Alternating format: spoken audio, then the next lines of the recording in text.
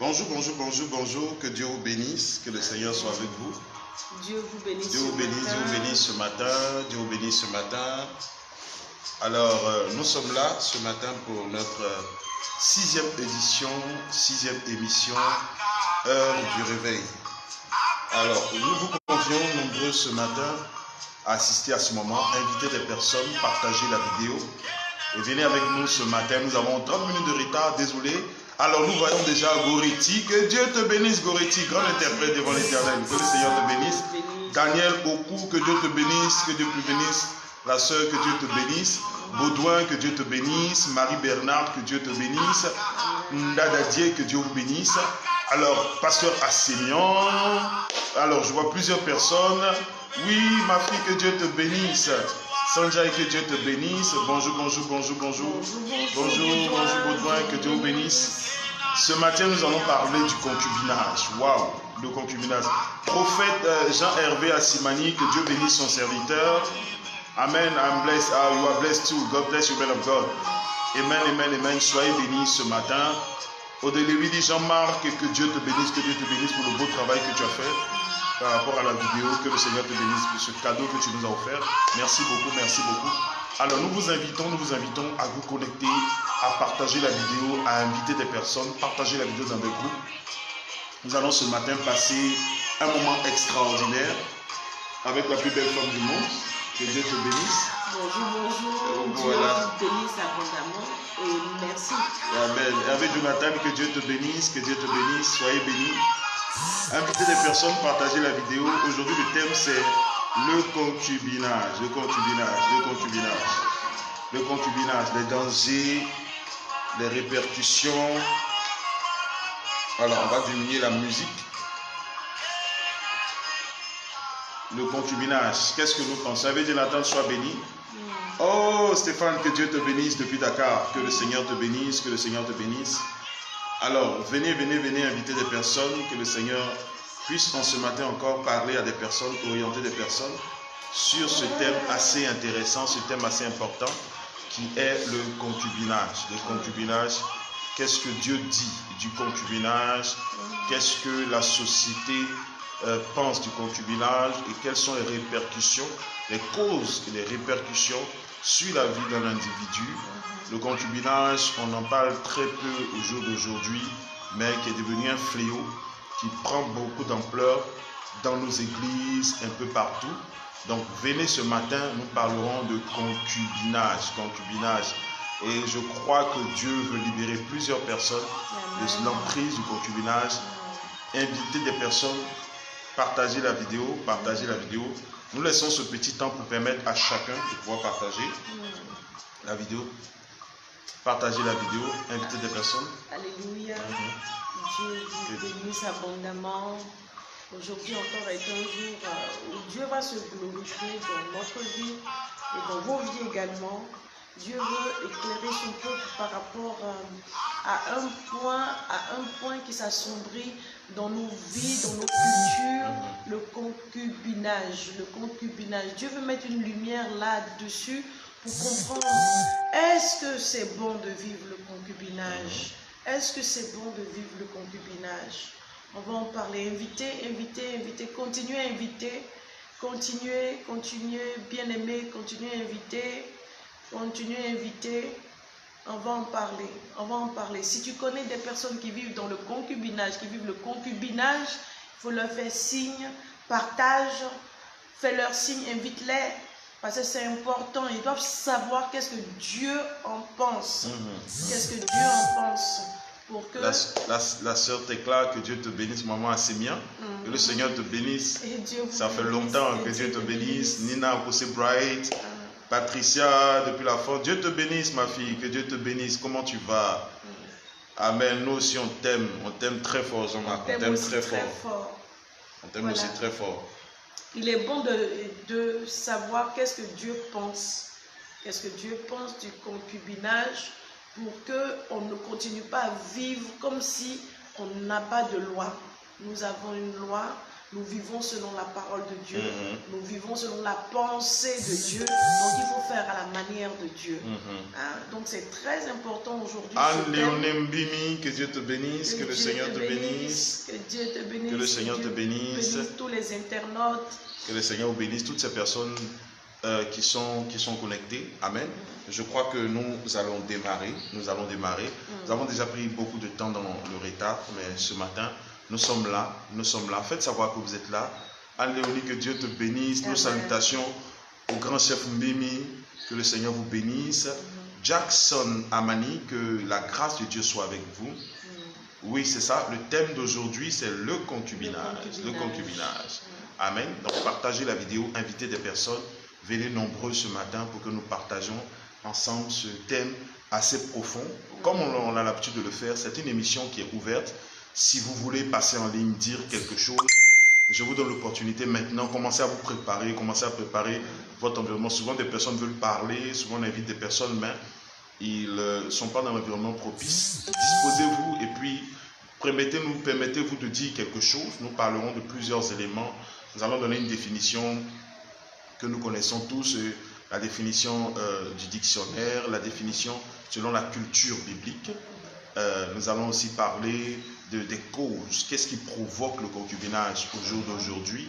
Nous allons parler de plusieurs éléments. Et je crois qu'aujourd'hui, nous allons nous arrêter là.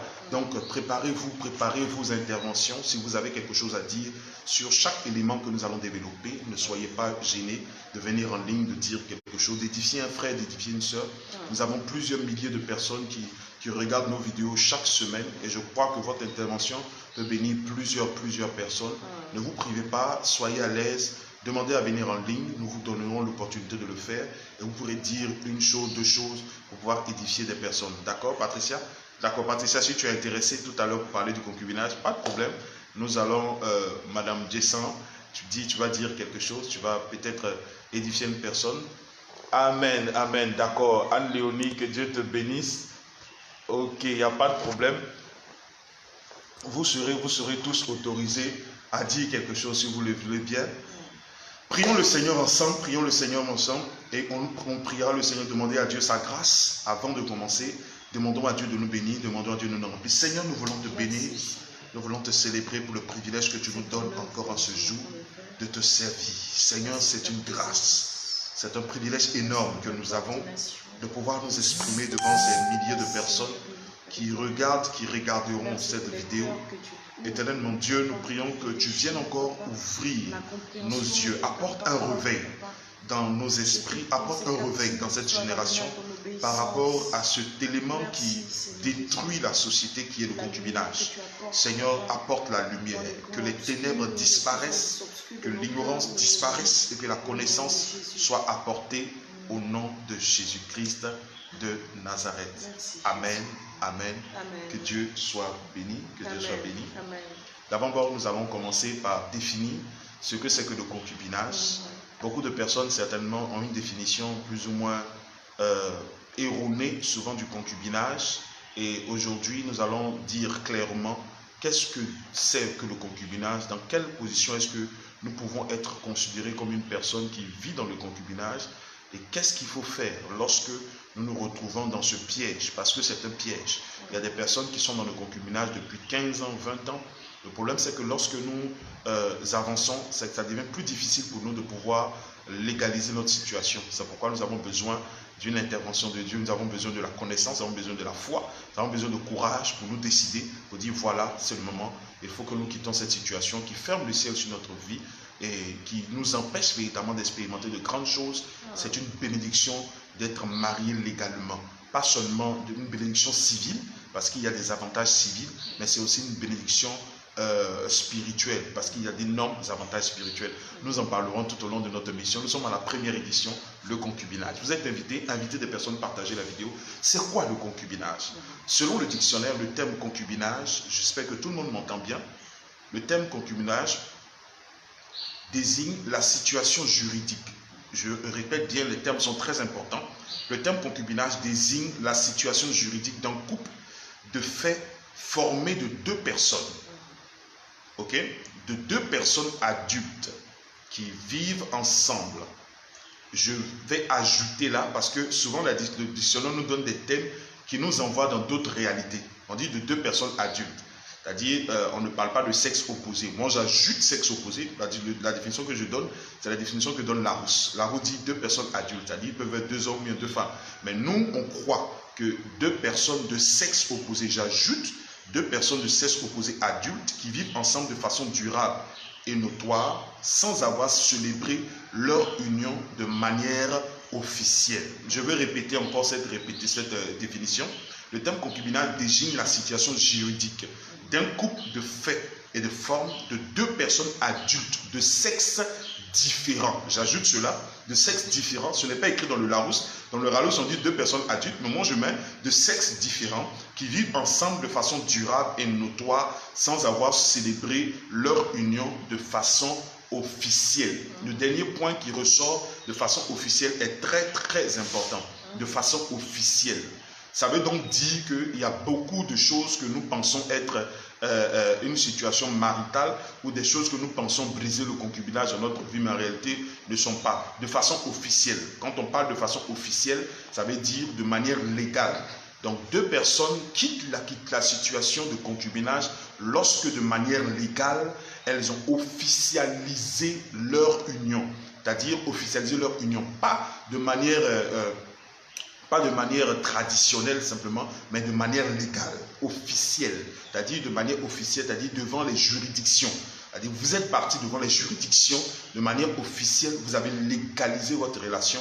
C'est ce qui fait que vous n'êtes pas considéré comme un couple en concubinage. Mais lorsqu'un couple se retrouve dans une position où de manière officielle et légale, l'union n'a pas été célébrée devant les juridictions du pays dans lequel ils sont.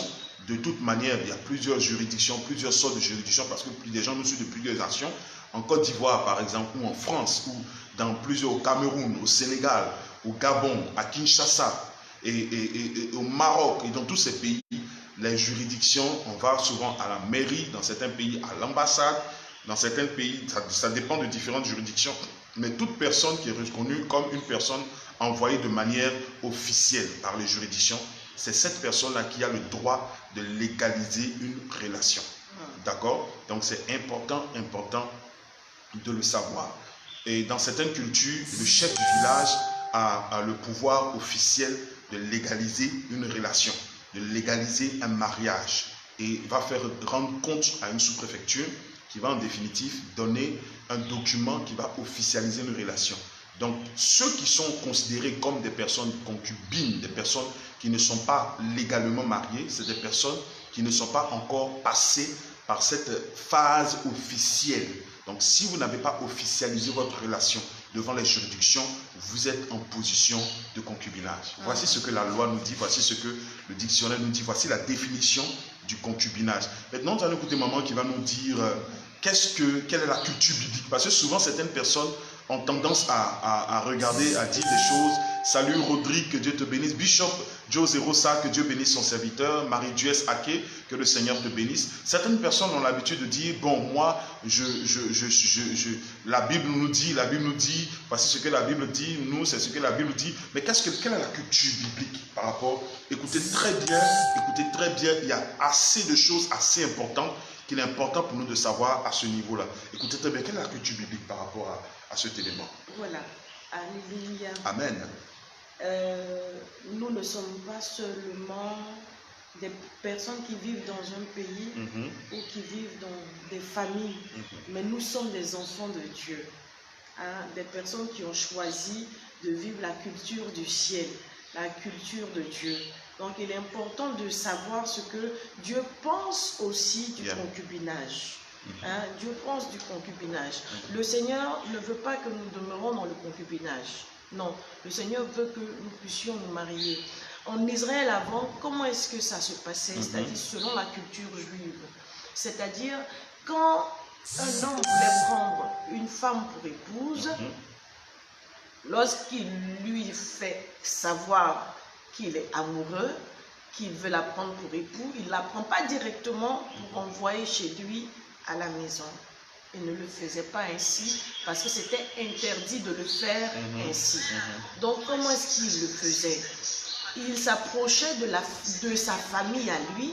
Il partageait ses sentiments à sa famille, à son père, parce que c'est un droit pour quelconque fils d'une famille de prendre une femme pour épouse lorsqu'il est en âge de se marier, de former une famille également. Donc, il partait vers les parents, il leur parlait de ses sentiments, et les parents maintenant qui se lèvent et vont vers la famille de la femme. Le père se lève au nom de son fils, par amour pour son fils, et considérant les émotions de son fils, se charge à aller vers la famille de la femme. Et lorsqu'il partait vers la famille de la femme, il partait et le père leur dit qu'est-ce qu'il fallait apporter pour prendre la femme pour épouse. Qu'est-ce qu'il fallait apporter? D'où la dot. Il fallait apporter des présents, il fallait apporter des choses. Quand la famille s'en va même se présenter devant les parents, la famille ne va pas les mains vides. La famille va avec quelque chose devant les parents de la femme. Et s'en va se signaler pour dire, ah, nous aimons votre fille et nous voulons la prendre pour épouse. Et lorsqu'ils arrivent vers cette famille, la famille énumère maintenant ce qu'il faut, la dot, pour prendre cette personne, ou bien cette fille, ou bien cette jeune fille pour épouse. Et ils s'en retournaient, ils partaient se préparer et amenaient les présents demandés par les parents. D'où la dot. Et désormais, en Israël, on appelle ça le kiddushin. Le kiddushin, genre, on amène les présents, on paye la dot. On paye la dot et la femme est considérée comme prise, est considérée comme déjà réservée, est considérée déjà comme mariée. Mais ça ne s'arrêtait pas là. Donc, il y a une partie où les parents viennent vers les parents de la femme et viennent pour s'acquitter d'une sorte de dot. Oui. Et cette phase s'appelle le kiddushin. Le kiddushin. D'accord. Voilà. Ils s'acquittent du kiddushin, genre cette partie qui permet à l'homme d'avoir une mainmise sur une femme dans une famille. Amen. Et maintenant que la femme est prise, l'homme maintenant, il y a une autre partie qu'on appelle le niusin. Ou bien le noussi. Bon, ça dépend de la prononciation juive. Sinon le niusin ou bien le nisuin, voilà, le nisuin, voilà. Et cette partie-là, l'homme maintenant, le jeune homme maintenant, se lève et promet à sa femme, sa nouvelle femme, de partir lui préparer une place. De partir lui préparer une place, et il va préparer une place. Avant, dans les temps anciens, ça prenait jusqu'à 1 an, où l'homme prend la peine de partir préparer une place à cette jeune femme et venir la chercher et faire la fête, venir la chercher. Mais tout compte fait, ils ne partaient pas ensemble. Ils n'avaient pas de relation sexuelle ensemble avant de finir le niusin. Donc ça veut dire que c'est très important de savoir que c'est vrai qu'il y avait une phase de dot qui était la première phase, et ensuite, avant que le couple ne puisse consommer le mariage, malgré que la dot était faite, il y avait une deuxième phase, le niusin, comme maman vient de le dire, selon le thème réel. Cette deuxième phase-là, qu'est-ce qui devait se faire? On donnait le temps aux mariés d'aller se préparer, d'aller préparer la venue de sa fiancée. Moi, ça me donne une idée, ça me fait comprendre un peu, ça donne l'image de ce que Jésus a accompli. Qu'est-ce que Jésus a fait? Jésus a payé la dot pour nous. La dot de Jésus qu'il a payé pour nous, c'est à la croix de Golgotha, Jésus a payé le prix. Il a payé le prix pour sauver son épouse, pour gagner son épouse. Mais il est parti pour cette deuxième phase, c'est-à-dire cette phase du niusin, où il est parti maintenant préparer une place. Wow. C'est la même chose comme pour Joseph aussi. Joseph et Marie même d'ailleurs. Joseph, voilà, il est parti, il a pris Marie pour épouse, c'était sa fiancée. Voilà. Parce que quand l'ange est arrivé, on dit, il est arrivé auprès d'une jeune fiancée. Voilà. Auprès d'une jeune fiancée par un homme de la maison de Juda qui s'appelait Joseph. Et cet homme-là, ils étaient fiancés, il avait payé la dot, il avait fait le kiddushin, mais ils n'étaient pas allés ensemble. Ils n'étaient pas allés Elle ensemble. est restée vierge. Elle était restée vierge et il était en train de préparer le niusin. Il était en train de lui préparer une place pendant que l'ange est venu visiter Marie. Et là, c'est à cette phase maintenant que la relation était considérée comme, à partir du niusim, que la relation est considérée comme légalisée. Voilà. C'est-à-dire qu'on venait, on payait la dot, mais d'abord, on n'avait pas le droit de partir ensemble. Il fallait d'abord que le fiancé parte préparer la place afin que son épouse puisse le rejoindre. Et c'est toute une cérémonie le jour de la récupération de la fiancée. Voilà. C'est ce que la Bible nous illustre. Voilà. C'est ce que la Bible nous illustre avec Jésus-Christ. Moi, je vois l'image de Jésus qui a payé le prix à la croix de Golgotha pour sauver l'humanité, qui a payé la dot à la croix de Golgotha, mais qui est parti au ciel. La Bible dit qu'il va vers le Père nous préparer une place. Et qu'est-ce qui va se passer? Il viendra vers nous pour récupérer son épouse, pour récupérer l'église. Waouh, c'est extraordinaire. C'est extraordinaire. Donc, cela va nous faire comprendre de manière très claire et de manière très simple pour ceux qui pensent que une fois qu'on a consommé la dot, une fois que la dot est faite, bon, tout est fait, on peut aller directement faire ce qui doit être fait. Nous venons vous dire que bibliquement, voici ce que la culture juive nous enseigne. Donc ne nous cachons pas devant des cultures que nous ne comprenons pas. Nous avons pris le temps de faire des recherches assez profondes et ça nous illustre bien ce que Jésus va faire. La Bible dit qu'il reviendra prendre son épouse. Il est parti pour cette phase de niusin, c'est-à-dire la phase de la préparation. Il est parti aux cieux pour préparer notre venue, une place pour nous, pour que nous puissions le rejoindre. Amen. Donc une chose est très claire. Nous devons d'abord, avant toute chose, prendre le temps de légaliser les choses avant de consommer la chose, pour les sages. Légaliser les choses avant de consommer la chose. Donc, venez nombreux, je suis sûr que beaucoup ont des points de vue divergents. Nous vous donnons l'opportunité certainement de parler. Je vois... De poser des questions également. Je vois mon papa qui est là. Je vois mon Agbadou Kazimi qui est là, je vois Maurice Forjo, prophète, que Dieu te bénisse, Alexia Nyokouri, que Dieu bénisse. Alors venez nombreux, venez que Alexia Nyokouri, que Dieu te bénisse, soit béni. Donc voilà, c'est de manière très claire. Donc arrêtons de polémiquer, arrêtons de dire des choses qui ne sont pas vraies, arrêtons de dire des choses qui ne sont pas réelles. Prenons le temps d'asseoir la base. Amen.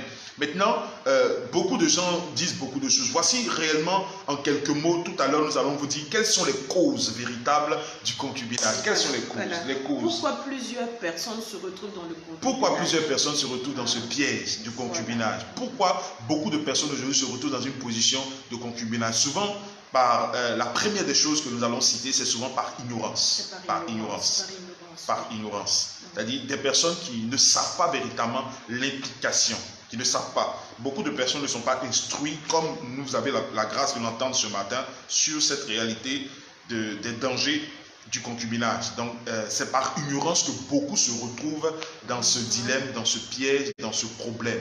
C'est-à-dire, beaucoup ne savent pas véritablement que le concubinage est une chose dangereuse, parce que souvent, ils n'ont pas eu un modèle familial. Voilà. Et comme on dit, quand il n'y a pas de repère, hein, on se perd. Quand il n'y a pas de repère, on se perd. Alors, on a besoin d'une mère et d'un père, voilà, exemplaires.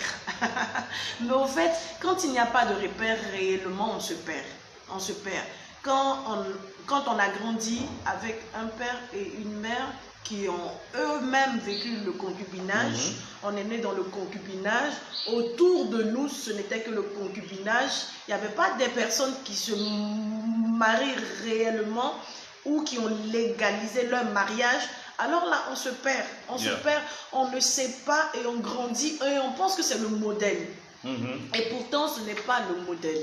Ce n'est pas le modèle. Parce que, hormis ça, nous vivons dans un monde de lois, voilà, un monde de règles et de lois, un monde de droits. Aujourd'hui, on a des droits et des devoirs, parce qu'il existe la loi, il existe des règles. Donc on doit marcher selon les règles, selon les lois. Voilà, mais malheureusement, nous vivons, il y a plusieurs personnes qui vivent comme dans une jungle, et ils ne prennent pas cas des lois, voilà, les lois du ciel, les lois de Dieu pour ceux qui sont souvent chrétiens. Même ils n'ont pas l'information, ils ne savent pas véritablement. Voilà, comme on m'a entendu le dire. Alors là, il faut aller, hein, parce que le manque d'information ne justifie pas les mauvaises actions. Voilà, le manque d'information ne justifie pas les mauvaises actions. Il faut alors aller à la connaissance. Aller à la connaissance. Mais pour ceux qui refusent d'aller à la connaissance, Dieu nous fait aussi grâce d'aller vers plusieurs et leur parler de ce que Dieu pense. Hein, voilà, ou bien il y a la télévision, il y a divers moyens maintenant pour qu'un pays fasse savoir clairement à quelconque individu ses droits et ses devoirs. Amen. Voilà. Amen. Donc c'est important pour nous de comprendre que l'une des premières causes qui conduit beaucoup aujourd'hui au concubinage, c'est l'ignorance. Certaines personnes se disent, bon voilà, c'est l'homme, je l'aime, on s'aime, bon, on y va. Mais sans peser le pour et le contre. C'est-à-dire, il y a beaucoup d'implications que souvent les gens ignorent. Donc il est important pour nous de ne pas refuser la connaissance. La Bible dit, on osait, mon peuple périt par manque de connaissance. Quand vous lisez plus tard, parce que souvent ça arrête à cette partie du verset, la Bible dit, parce qu'ils ont refusé la connaissance. C'est-à-dire, souvent la connaissance nous est donnée, mais nous n'acceptons pas cette connaissance comme étant la connaissance véritable, et nous préférons nous adonner à des cultures et à des traditions. C'est ce que nous introduit à notre deuxième point. Pourquoi, quelles sont les causes du concubinage? Deuxièmement, ce sont les coutumes. Il y a des coutumes et les traditions. Il y a des coutumes qui disent par exemple que avant de te marier, je crois que beaucoup d'entre nous connaissent ça, avant de te marier, il faut d'abord avoir vécu avec l'homme pendant un certain temps et puis que la femme t'ait démontré sa capacité de pouvoir enfanter. C'est-à-dire au moins qu'elle te fasse un enfant. Lorsqu'elle te fait au moins un enfant, là, tu sais qu'elle est capable de pouvoir te permettre de pouvoir demain te donner des enfants. Regardez une chose de ce genre. Et ça, c'est une vérité qui est tellement répandue de nos jours au XXIe siècle. En tant que pasteur, nous avons rencontré plusieurs personnes qui soutiennent cette thèse. Je ne peux pas aller avec une femme, je ne peux pas l'épouser, je ne la connais pas. Est-ce que pour étudier une femme, on est obligé forcément de lui faire d'abord un enfant? Vous savez, l'une des choses qui ressort là, qui est très importante, c'est de comprendre que le mariage, c'est un acte de foi énorme. Qu'est-ce qui prouve que la femme, elle sera féconde? Qu'est-ce qui prouve que l'homme sera capable d'enfanter? Il y a tellement de questionnements auxquels on peut se poser. Mais si on veut rentrer dans le mariage, répondre à toutes les questions avant de rentrer dans le mariage, la foi disparaît et la beauté du mariage n'a plus son charme. C'est pourquoi nous devons comprendre que ces traditions ne sont pas forcément celles que la Bible nous recommande. La Bible dit que vous avez abandonné la vérité biblique pour vous adonner à vos traditions. Beaucoup de personnes préfèrent choisir le fait de d'abord tester. Il faut d'abord voir. Je veux voir si c'est bon. Je veux d'abord goûter. Je veux vivre avec elle. Et c'est dans là qu'on se retrouve. On dit on va la tester. On fait 1 an. On fait 2 ans. On fait 3 ans. On fait 30 ans. On fait 30 ans de concubinage. Je me rappelle une fois, nous sommes partis à un mariage de mon fils, de partir pour officialiser une relation. On est parti vraiment parce que c'était en catimini. Nous sommes partis. Pendant que nous étions là-bas, nous avons un couple de près des septantenaires, des gens qui avaient près de 70 ans, qui étaient là avec leurs enfants tout autour d'eux, qui sont venus faire le mariage de leurs parents. C'était beau à voir, c'est vrai, c'était beau à voir, mais qu'est-ce qui a permis qu'ils arrivent jusqu'à ce point-là? On peut l'éviter, ce n'est pas une bonne chose, nous verrons tout à l'heure quand nous parlerons des conséquences. Il y a tellement de dangers à se retrouver dans cette position-là de concubinage. Vous qui me regardez, vous qui me regarderez, si vous êtes dans cette position, l'opportunité vous est donnée, c'est la voix de Dieu qui vous interpelle encore ce matin pour vous dire que vous pouvez sortir de là, vous pouvez quitter cette position de concubinage et officialiser votre relation. Nous parlerons de comment aussi officialiser la relation, mais toujours dans la veine de la tradition. Il y a un autre domaine de la tradition, la dot.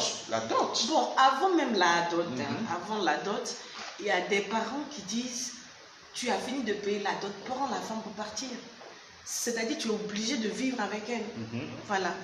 Tu es obligé de vivre avec elle. C'est pourquoi il faut faire des choses d'une manière sage maintenant.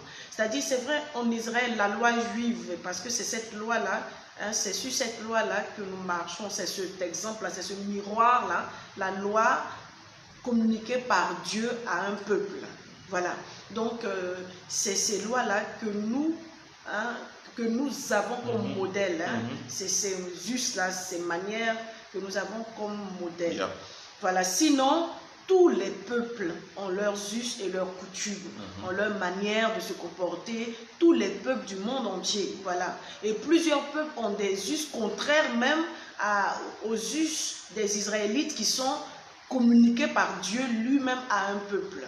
Voilà. Donc si nous disons aujourd'hui, nous parlons des us et d'Israël, c'est parce que c'était des choses que Dieu a communiquées à son serviteur Moïse, a communiqué et ils ont appliqué. La Bible dit ne déplacez pas les bornes et la borne ancienne.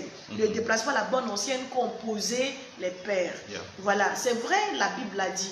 Mais si nos traditions ne vont pas avec les coutumes de Dieu, avec les us de Dieu, alors là, il faut mettre quand même une objection.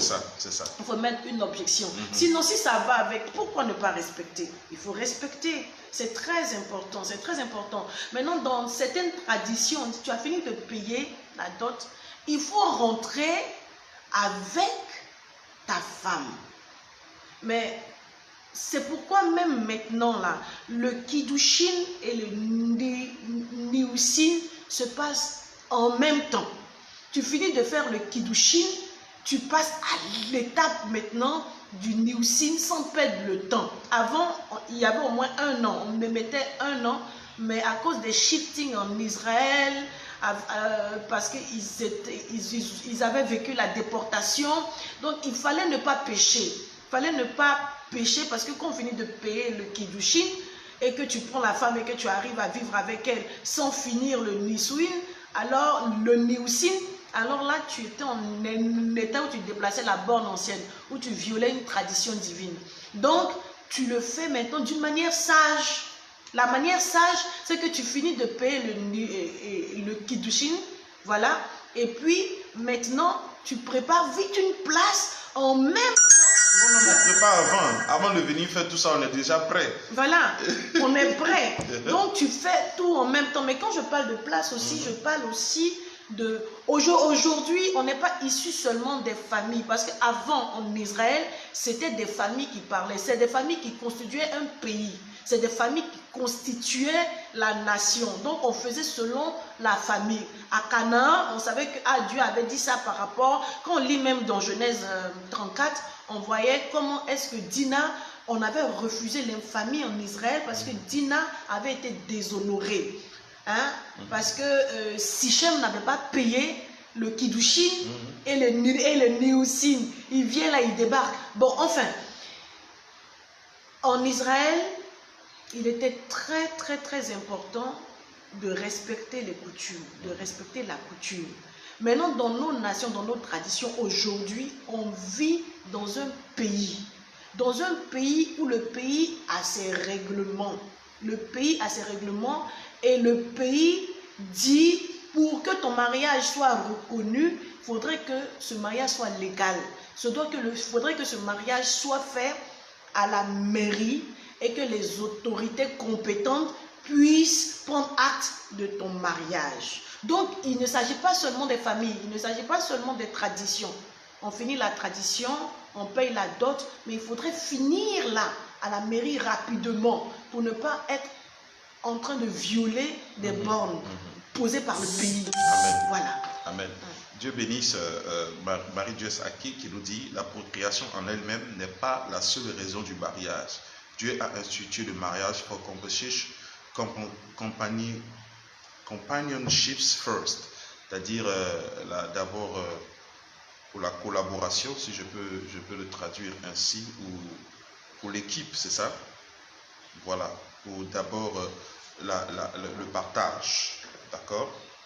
Vouloir suivre la Bible et pratiquer nos coutumes nous pousse à la compromission. Très dangereux pour un chrétien. Amen. Donc, il est important de comprendre que ce n'est pas la finalité du mariage, c'est pas comme elle a dit, procréer. C'est une bonne chose et je crois que Dieu bénit aussi les couples par la procréation. Je prie que Dieu vous fasse la grâce de l'expérimenter au nom de Jésus. Que Dieu vous bénisse. C'est une très bonne chose, c'est une très bonne chose. Mais si ce n'est pas, ça ne doit pas être ce qui nous pousse à nous préparer à rentrer dans la relation. Parce que beaucoup de personnes au jour d'aujourd'hui, d'abord veulent tester ce domaine, avant de pouvoir rentrer dans le foyer. Il faut rentrer par la foi. Dieu est capable. Si c'est l'épouse de votre vie, que Dieu vous appelle à un mariage, je vous assure d'une chose, vous allez forcément expérimenter cette joie qui est la joie de l'enfantement. Amen. Donc il y a une chose qui est importante aussi à savoir par rapport aux traditions. Il y a les dots. Il y a des dots qui sont énormes, qui au jour d'aujourd'hui poussent des personnes à rester dans le concubinage. C'est-à-dire, on est ensemble, ça fait plusieurs années qu'on se connaît, et on veut, je crois que beaucoup de personnes, ceux de la Centrafrique, l'Afrique centrale, en général, Léoné Mbimi du Cameroun et beaucoup, ceux du Gabon, du Congo, seront d'accord avec moi. Van et toutes ces personnes vont confirmer ce que je suis en train de dire. C'est souvent très énorme, très énorme. Chez nous, en Côte d'Ivoire, on a la grâce de ne pas connaître de grosses dots, mais dans d'autres pays, la dot peut aller, j'ai entendu des dots qui allaient souvent à 5 millions de francs CFA. 5 millions de francs CFA pour une voiture aussi. On demandait des véhicules, on demandait, il y a certaines dots où on te demande même le terrain pour le père, des chaussures, des costumes, il y a tellement de choses qu'on demande. Et quand les couples regardent cette liste de choses-là, ils sont souvent incapables de pouvoir s'acquitter de cette grande liste de dots. Et en définitive, qu'est-ce qui se passe? Ils restent dans une position de concubinage. Donc souvent aussi, cette tradition avec des dots énormes encourage les couples à rester dans le concubinage, rester dans une position où ils ne peuvent pas légaliser leur relation. Donc c'est l'occasion pour nous d'interpeller un peu nos chefs coutumiers. S'il vous plaît, aidez les jeunes à se marier. C'est une bonne chose pour tout le monde que les choses soient légalisées. Si votre fille se retrouve dans une position de concubinage, j'anticipe un peu sur les conséquences, et que son épouse décède, elle n'aura pas tous les droits qu'elle doit avoir en tant que femme. Donc souvent les dots faramineuses, les dots énormes, c'est souvent un obstacle énorme. Les pays de l'Afrique centrale ou dans d'autres pays, peut-être que nous ne maîtrisons pas toutes les cultures, mais dans toutes ces nations-là, les gens eux-mêmes attestent que les dots souvent sont énormes. Alors, le frère Jean-Marc Odelonné demande, est-ce que l'Église peut négocier la dot? Bon, moi je vais donner mon cas. Par exemple, nous nous sommes retrouvés souvent en tant que pasteur, nous nous retrouvons dans des positions avec des fidèles où nous positionnons souvent comme des pères. Ça veut dire que souvent les fidèles n'ont pas leurs parents qui sont peut-être pas vivants, qui sont plus vivants, ils n'ont peut-être plus de proches qui peuvent les aider à aller dans cette procédure de dot, et nous sommes souvent substitués à être les parents qui nous partons nous retrouver dans ce genre de position-là. Donc qu'est-ce qui se passe? Je me suis retrouvé dans des positions où on nous a présenté des listes de dot tellement énormes, et dans les coulisses, qu'est-ce qui se passe? Le père, c'est-à-dire le représentant du marié, a la possibilité d'aller en tant que... Moi, je me suis substitué en tant que père, c'est-à-dire qu'en tant que père, pas en tant qu'église, mais en tant que père, pour aller supplier, pour dire, bon, aider un peu, est-ce qu'on ne peut pas réduire juste la dot? C'est pas un automatisme, c'est pas quelque chose qui est enregistré dans un ordinateur pour dire, voilà, tant que c'est pas comme ça, ça ne passera pas. Il y a des possibilités, nous sommes des hommes, tout peut se faire. On a la possibilité d'aller rencontrer la famille dans les coulisses, pas de manière ouverte, dans les coulisses pour dire, où est-ce que vous pouvez revoir un peu la liste. Nous avons plusieurs fois comme ça passé de l'autre côté pour dire, vraiment aider les jeunes, ils veulent vraiment se marier, encourageons-les dans ce sens-là, donnons-leur la possibilité de pouvoir légaliser leur relation. Est-ce que vous ne pouvez pas réduire juste un peu? Et dans la majorité des cas, je ne vais pas dire aujourd'hui, dans 100% des cas, nous nous sommes retrouvés dans la position où les parents ont réduit la dot. De manière personnelle, en tant que parent, je me suis retrouvé en train de le faire pour mes proches. Je suis allé pour aller discuter des dots où on a eu à revoir un peu la liste. C'est quelque chose de possible. Ce n'est pas diabolique, ce n'est pas condamné par Dieu. La dot, c'est quelque chose c'est vrai, c'est institué, mais les hommes ont la possibilité de revoir. C'est le symbolisme qui est important. Ce n'est pas la quantité. Vous n'êtes pas parti pour aller acheter une femme. Vous ne partez pas pour l'acheter, mais vous partez manifester votre amour et votre capacité de pouvoir, votre maturité en allant vers la famille de manière symbolique pour manifester cela. Donc ce n'est pas le moment pour nous de nous rattraper. Les parents, s'il vous plaît, évitez de rattraper sur le beau-fils tout ce que vous n'avez pas pu avoir dans votre vie. Certaines personnes vont demander d'acheter le véhicule qu'ils n'ont jamais eu, le terrain qu'ils n'ont jamais eu, la maison qu'ils n'ont jamais construite. Et on se dit, bon voilà le moment pour nous de pouvoir récupérer tout. Donc ça se discute, c'est possible de le faire. Alors Anne-Léonie Bikim dit, je pense pour ma part que pour éviter cette compromission avec nos traditions, il faut aller d'abord en parler avec l'Église et ensuite trouver des solutions. C'est vrai, parler avec l'Église, mais c'est vrai, c'est une bonne chose, il faut parler avec l'Église, mais il ne faut pas finir avec l'Église. Avec l'Église, mais ensuite l'Église peut vous aider à avoir les approches, la sagesse et surtout la prière, pour savoir quelle est l'approche qu'il faut avoir vis-à-vis de vos familles. En tout cas, dans tous les cas, il est obligatoire, en ce que je pense, selon ma position personnelle de pasteur et d'homme, il est obligatoire que cela passe par la famille de la mariée. De manière obligatoire, il faut le faire. Parce que c'est très symbolique que les parents de la famille, de la femme, puissent eux aussi donner leur accord par rapport à la relation dans laquelle vous êtes en train d'entrer. Tu voulais dire quelque chose, maman? Oui. Au fait, Pasteur Pierre Oulam, que Dieu te bénisse, homme de Dieu, que Dieu te bénisse. Dieu vous bénisse. Au fait, on peut être face à un mur. On peut être face à un mur parce qu'on peut être confronté à une famille qui n'est pas du tout chrétienne ou bien qui est vraiment difficile. On peut avoir soit la personne qui prend les dots, qui est très difficile, qui ne veut rien comprendre, qui fixe ses prix. Mais cela ne doit pas pousser un enfant de Dieu à rentrer en concubinage. Cela ne doit pas pousser un enfant de Dieu à rentrer en concubinage. Il y a des prix à payer. Il y a des prix à payer pour prendre une femme. Même si le prix est faramineux humainement, toi tu as quelque chose. Tu as Dieu. Ton Dieu, c'est celui qui incline le cœur. Tu inclines le cœur de quiconque. Voilà. Il incline le cœur de quiconque. Toute pensée captive revient à son obéissance. Toutes les personnes qui font des fuites spirituelles reviennent à obéir à Dieu. Si tu payes le prix dans la prière, tu payes le prix correctement dans la prière, tu dis, Seigneur, voici cette femme-là que tu me donnes, et le prix physique pour l'avoir est faramineux. Mais c'est à toi qu'appartient l'or et l'argent, c'est à toi qu'appartient le cœur des parents. Incline le cœur des parents pour qu'ils diminuent les choses en ma faveur, pour qu'ils fassent les choses en ma faveur, et donne-moi les moyens requis pour pouvoir aller m'acquitter de cette dot-là.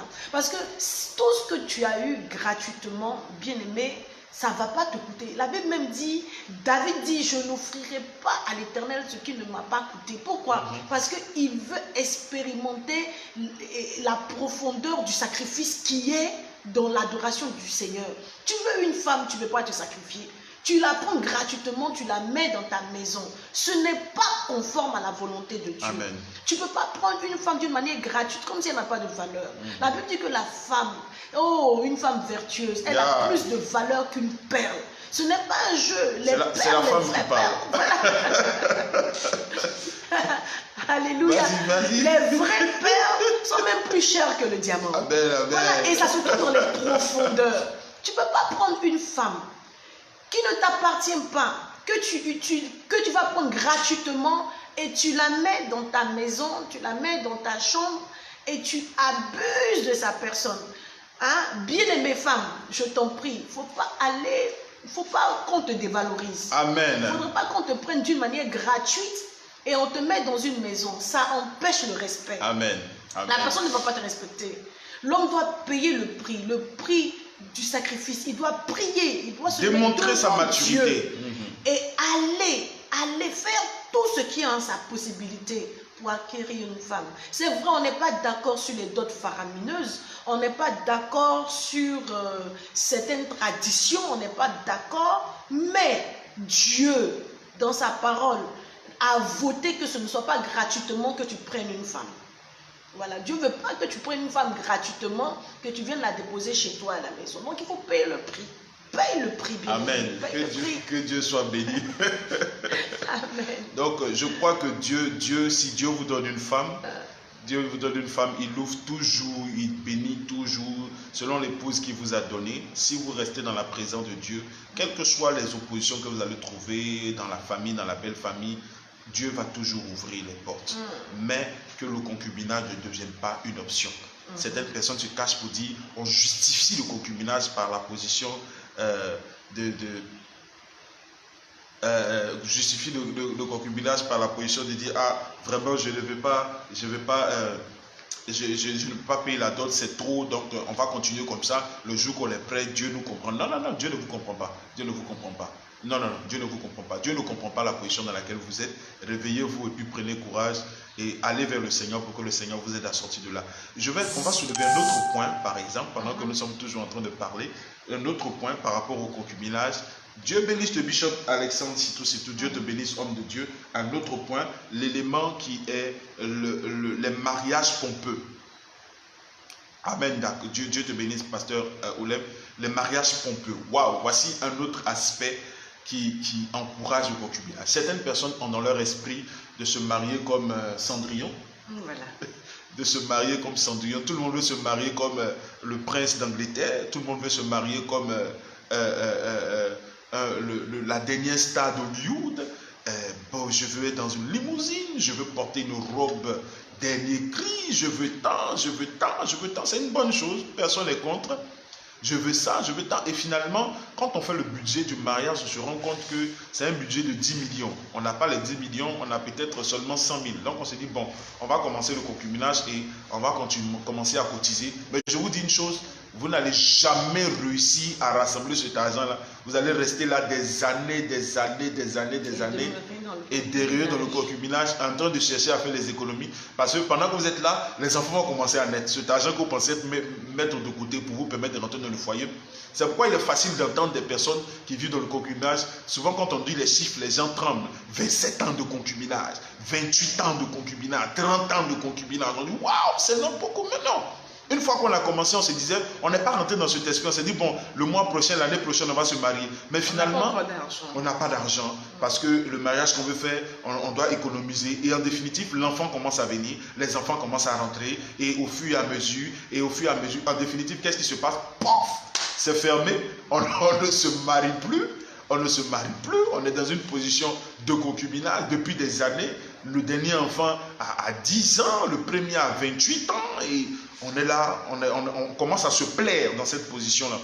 Donc moi je veux ouvrir une lucarne ce matin. S'il vous plaît, permettez-moi de parler de cela. Vous donnerez votre point de vue par rapport à cela. Comme je disais tout à l'heure, il y a des pasteurs qui sont en ligne. Si vous voulez, on vous donnera l'opportunité de pouvoir dire quelque chose, de pouvoir intervenir, de pouvoir nous édifier aussi, donner votre point de vue. Qu'est-ce que vous pensez, par exemple, des mariages pompeux? Il y a des personnes qui font des mariages de près de 12 millions. Ils préparent des mariages de 12 millions et après, ils se retrouvent dans une position où ils n'ont rien à manger. Par exemple, où ils se retrouvent, ils prennent des dettes pour se marier. Bien aimé, mariez-vous à votre dimension. Voici le simple conseil que je vous donne ce matin. Vous n'êtes pas obligé de vous marier comme Michael Jackson. Vous n'êtes pas obligé de vous marier comme, je ne sais pas. Même lui, voilà. Il s'est marié en catimini, là. Bon, je ne sais pas trop. Je sais pas toute l'information. Vous n'êtes pas obligé de vous marier comme une star d'Hollywood. Vous n'êtes pas obligé de vous marier comme je ne sais pas qui. Vous pouvez vous marier de manière très simple, sans trop de bruit, mais le plus important, ce n'est pas la cérémonie. Les gens vont venir manger votre gâteau, ils vont manger votre nourriture. Et à la fin, vous allez vous rendre compte que ce sont les mêmes personnes qui vont dire, ah, la sauce, il y avait trop de piment, il y avait trop de sel, c'était comme ça. Pendant que vous avez dépensé des centaines et des millions pour pouvoir les mettre dans une position, chacun aura quelque chose à dire. Bien aimé, mariez-vous à votre niveau. Mariez-vous à votre niveau, mariez-vous avec ce que vous avez. Ne cherchez pas à prouver à qui que ce soit, quoi que ce soit. Amen. Ne cherchez pas à prouver quoi que ce soit à qui que ce soit.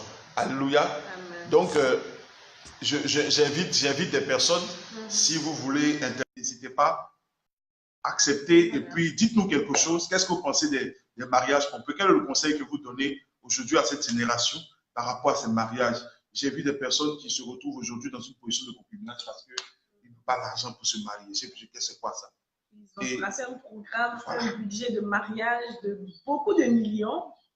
Moi, j'ai vu des mariages, par la grâce de Dieu, nous sommes presque à notre 20e mariage célébré. Il y a des parents aussi qui poussent au mariage pompeux. Voilà. Et qu'est-ce que nous on a fait des mariages avec 2500 francs. Je n'exagère pas du tout. Le marié s'est battu, il a payé la mairie. On s'est retrouvés, on était dans la grande salle. Pour ceux qui connaissent la Côte d'Ivoire, de l'hôtel communal, on était 5 mariés. Le marié, la mariée, les 2 témoins et moi. 5 personnes. On était dans cette grande salle-là. Et la musique, tous les gens de l'hôtel communal ont fait toute la musique, tout ce qui accompagne. Tout ce qui accompagne la festivité. Tout le monde est venu. Ils sont venus là, papa, ils sont venus, ils se sont installés. Et on a... Ça fait peut-être rire. Ça fait rire. Mais il s'est acquitté de ses devoirs. Il s'est acquitté. Voilà. Au fait, allons à l'essentiel. On n'interdit pas les mariages pompeux. Tu as des moyens, fais-les. En fonction de tes moyens. Voilà, fais-le à ta mesure. Fais le mariage à ta mesure. Il n'y a pas de problème. Le mariage pompeux n'est pas interdit. Si tu invites même quasiment tout ton quartier ou bien, je ne sais pas, et que tu veux faire un mariage avec tes amis, il n'y a pas de problème. Seulement, sois-en sûr que tu n'es pas en train d'économiser doucement vivant dans le concubinage. Voilà. Parce que tu peux t'acquitter rapidement. Le bishop est très radical, le bishop Alexandre. Si tu nous dis un mariage avec beaucoup de millions finit souvent par le divorce. Et parce que, bon, les objectifs. Mais, au fait, il faut savoir, il faut être sûr que tu ne vis pas dans un concubinage. Tu n'es pas en train de violer la loi divine pour te faire plaisir parce que tu veux un mariage pompeux. Mieux vaut, si les moyens que tu as actuellement, après avoir fini de payer ta dot, il faut courir, aller au mariage pour ne pas prendre une femme d'une manière illégale dans ta chambre. Cours vers ta nation et paye rapidement tes droits. Même si tu n'as pas l'argent pour faire un mariage pompeux, tu feras des anniversaires de mariage pompeux, comme tu veux. Mais il faut aller à l'essentiel.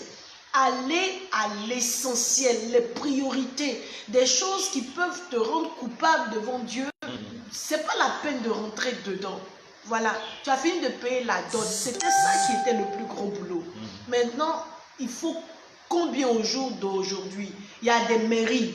Il y a des mairies ici où on paye 15 000. Ouais. 15 000, tu payes 15 000 à la mairie, tu signes tes papiers, tu es marié. Bien aimé, tu es marié devant la loi, devant ton pays, devant toutes les juridictions. Personne n'a quelque chose à te reprocher parce que Dieu lui-même dit de respecter les autorités de ton pays. Donc tu es obligé de partir au mariage civil, au mariage pour légaliser ta situation. Amen. Irène Lou nous dit quelque chose. Elle dit souvent, ce sont, comme maman le disait, ce sont les familles qui poussent à un mariage pompeux. Waouh, souvent c'est vrai. Souvent les familles nous poussent à des mariages pompeux. C'est vrai. Bon, je veux le mariage de ma fille, je veux que ce soit comme ça. Il faut que tout le monde sache qu'on a réussi. Mais je crois qu'il y a plusieurs manières de démontrer sa réussite.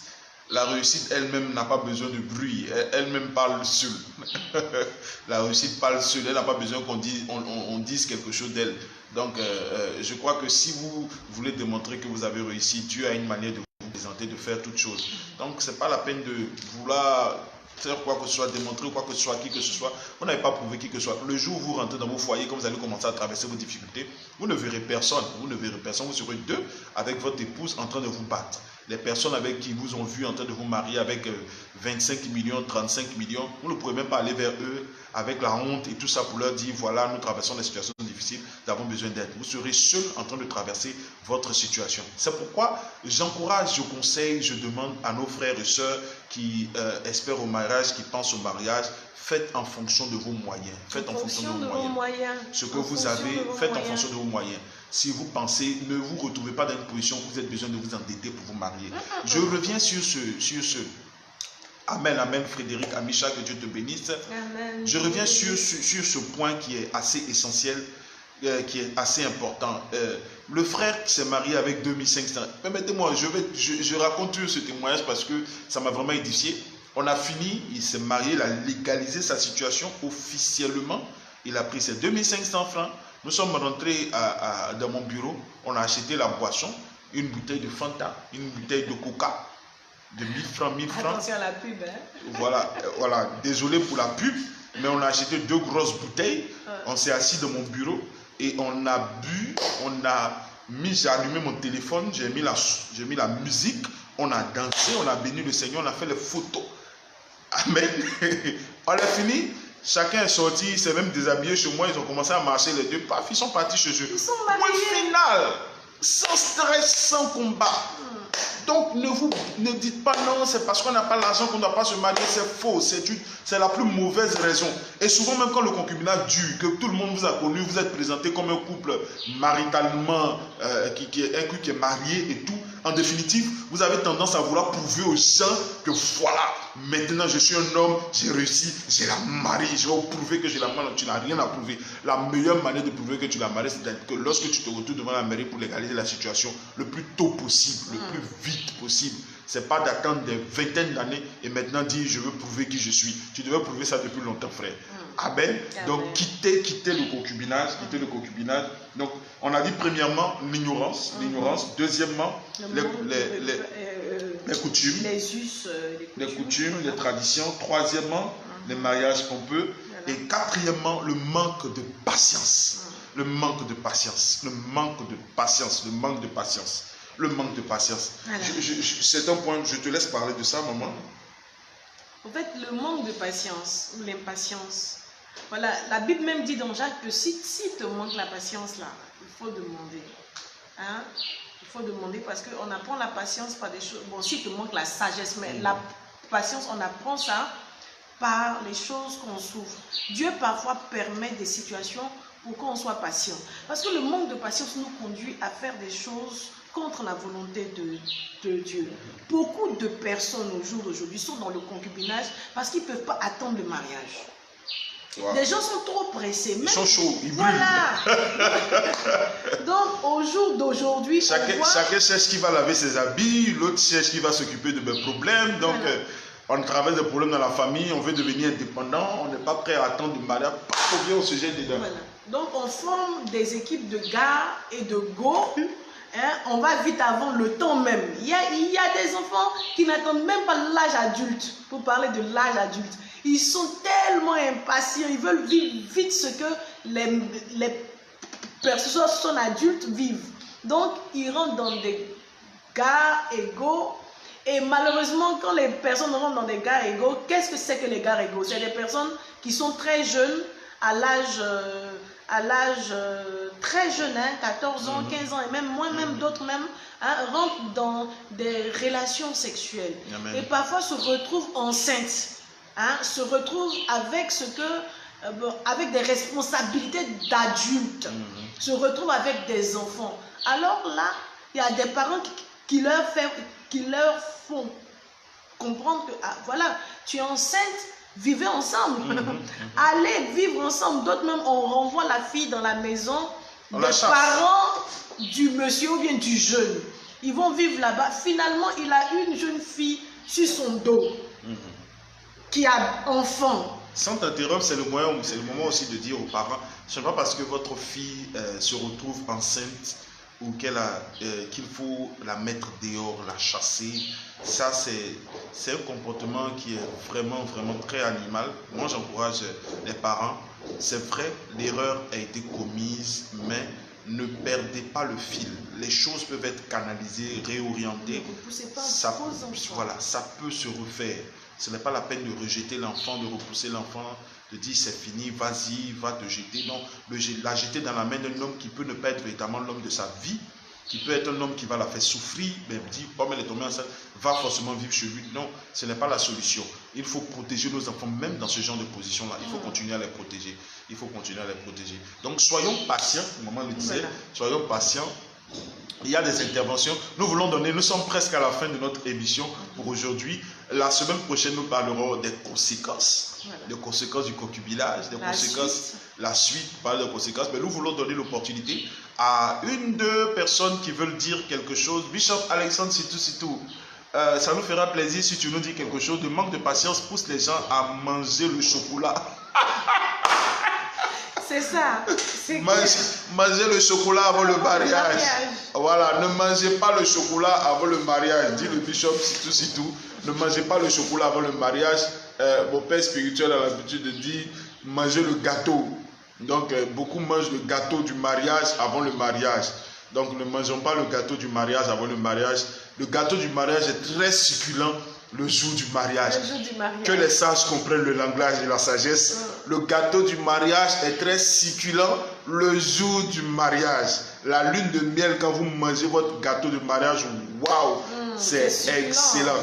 Que les sages comprennent le langage de la sagesse. Amen. Ne vous pressez pas à manger avant. Ne vous pressez pas. Il y a une puissance, il y a une onction. Oh, il y a des témoignages de couples le jour où ils ont mangé le gâteau de mariage, le jour du mariage. Bien aimé, le ciel s'est ouvert, la femme a été baptisée du Saint-Esprit. Waouh, il y a des choses qui se passent le jour du mariage. Bien aimé, attendons, dégustez ça le jour du mariage. Amen. Donc, s'il vous plaît, quelqu'un veut dire quelque chose. N'hésitez pas, n'hésitez pas. Nous voulons des personnes en ligne. C'est vrai qu'il y a beaucoup d'interventions.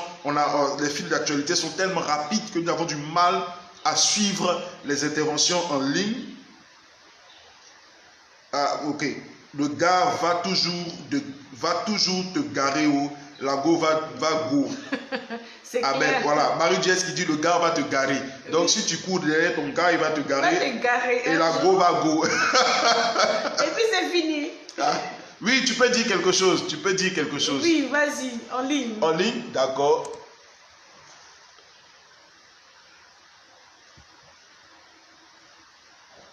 Voilà, Pasteur Olam, tu es lancé là. Il te suffit d'accepter et tu paraîtras en ligne pour dire quelque chose. Le gars, Marie-Dieu dit, le gars va... Il va go. Non, il va te garer. Voilà. Et puis la go, elle va go. Hein? Et puis malheureusement, tu vas te retrouver sans. Parce que tu es trop pressé. D'accord. Hein? Voilà. Pasteur Oulam, l'invitation est lancée. Il vous suffit simplement d'accepter. Désirez dire, mon papa m'a protégé quand j'étais dans cette position. Aujourd'hui, cet enfant fait ma fierté. Je bénis Dieu pour la vie de mes fils. Amen. Amen. Voilà un père qui n'a pas rejeté sa fille malgré les erreurs et qui a gardé sa fille à la maison, qui ne l'a pas livrée, qui ne l'a pas envoyée vivre en concubinage. Même s'ils ont commis des erreurs. N'envoyez pas vos enfants vivre en concubinage, même s'ils ont fait des erreurs. Accepter simplement. Renoncer. D'accord. Voilà.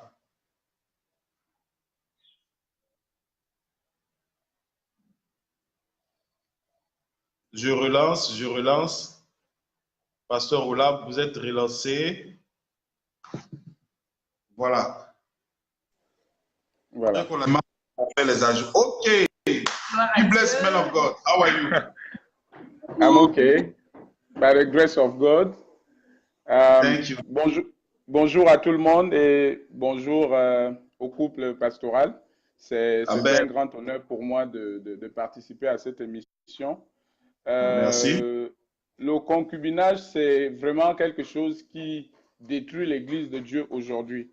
Et à mon avis, si on arrive à trouver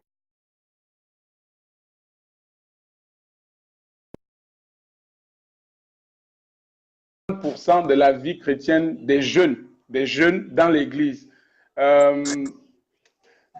Pour ce qui concerne ceux qui ne sont pas patients, c'est vrai que c'est important d'être patient. Parce que la Bible dit que quand on ne sert pas, quand on n'est pas marié, on s'occupe des choses de Dieu. C'est clair. Souvent, on est impatient, c'est parce que on ne s'occupe pas des choses de Dieu, on veut seulement s'occuper de nos choses. Alors que en tant que chrétiens, en tant que ceux qui ne sont pas encore mariés, nous devons passer du temps avec le Seigneur. J'allais même dire que le Seigneur est notre mari. Mais bon, pour que les gens ne comprennent pas ça autrement, mais nous vivons avec le Seigneur et nous devons nous consacrer au Seigneur. Et lorsqu'on n'est pas consacré au Seigneur, c'est ce qui fait qu'on n'est pas patient. Et en plus de ça, on doute des promesses de Dieu. Dieu nous promet le mariage. Dieu nous promet le mariage. Mais je veux aussi dire ça, hein, c'est que tout le monde n'est pas forcément appelé à se marier. Il y a des gens que Dieu aimerait qu'ils restent comme ça pour le servir jusqu'à la fin. On a vu l'exemple de l'apôtre Paul. Donc, c'est pour dire que tout le monde, Dieu a une bénédiction réservée à tout le monde. Mais ce que nous devons faire, c'est que nous devons être patients.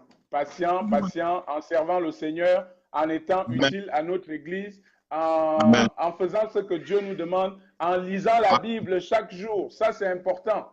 Il faut, je veux dire quelque chose, si tu ne sais pas rester seul avec le Seigneur, tu ne sauras pas rester avec ton mari ou bien avec ta femme. Si tu ne sais pas rester seul avec le Seigneur, tu ne sauras pas rester parce que si tu n'es pas patient pendant que tu es seul, tu vas avoir des copines, des copains. Quand tu seras marié, tu vas faire la même chose. Tu vas laisser ta femme dans la maison, tu vas laisser ton mari dans la maison pour aller tromper dehors. Donc, le fait d'être avec le Seigneur, d'être patient, nous permet d'être fidèles, nous permettra d'être fidèles quand on sera dans notre couple. Ça, c'est très important. Et je vais dire une dernière chose, c'est que quand on est dans le concubinage, à mon avis, on vit dans le péché. Je l'ai dit dans le commentaire. Et en réalité, nous devons plutôt travailler à sortir de cette situation quand on est chrétien, bien.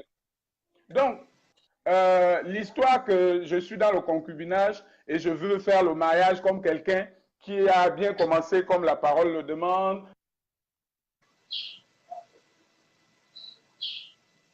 On a passé du temps dans le pasteur Olam cette situation, tu es déjà dans le péché. Donc,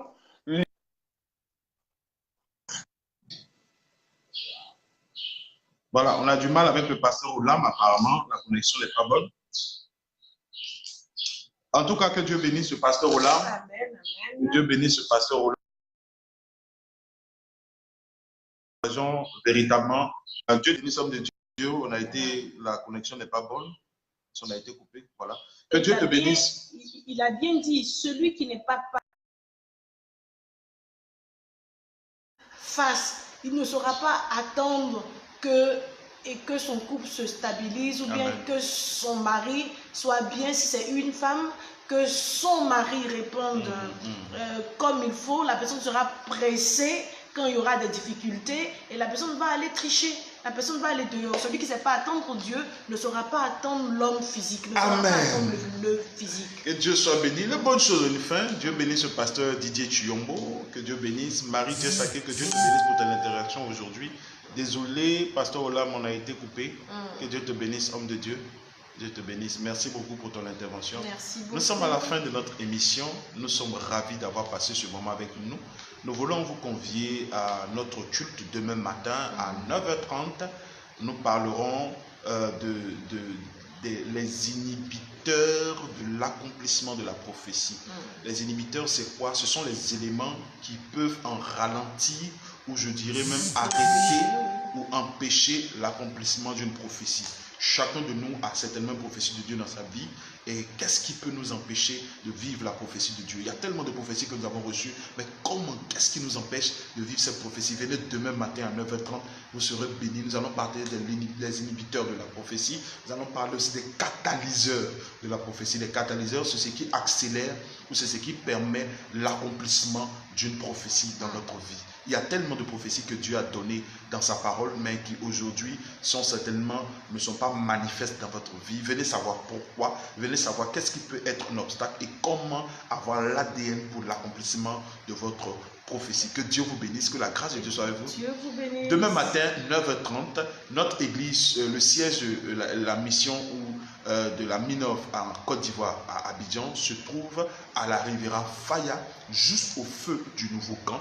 Juste quand vous arrivez au feu du nouveau camp, vous regardez à votre droite, il y a une route non goudronnée, vous prenez cette route à 200 mètres, juste à votre deuxième tournant.